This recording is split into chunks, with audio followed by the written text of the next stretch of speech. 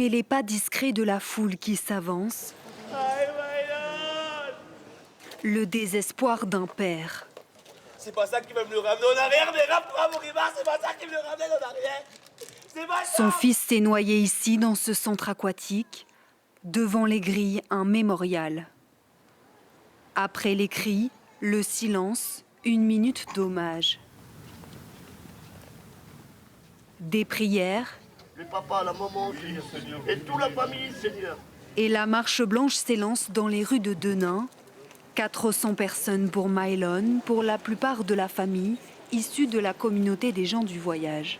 C'est le temps du recueillement, de la paix. On veut aussi démontrer aussi que on n'est pas que des gens sauvages, entre guillemets, qu'on est aussi des personnes civilisées, qu'on peut faire les choses bien, qu'on peut faire les choses dans les normes et qu'on n'est pas toujours là pour crier et manifester, mais qu'on veut aussi faire les choses dans la paix, dans l'amour, dans la joie. C'est la bienvenue. Une mobilisation pacifique au lendemain de tensions et cette incompréhension des proches sur les circonstances du drame.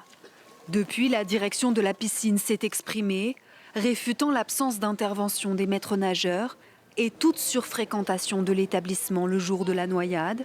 Mais les questions restent nombreuses. On ne sait rien à ce stade, c'est tout frais. Mais nous, on veut comprendre comment un enfant de 4 ans a pu se noyer alors qu'il y avait normalement des maîtres nageurs. Aujourd'hui, la famille a besoin de réponses. C'est le plus important. Le pire, c'est de se demander qu'est-ce qui s'est passé. Le pire, c'est de se dire il est plus là. On souhaite ça à personne. Même Une enquête de police est en cours. Les images de vidéosurveillance du centre aquatique ont été confiées aux enquêteurs pour faire toute la lumière sur cette tragédie.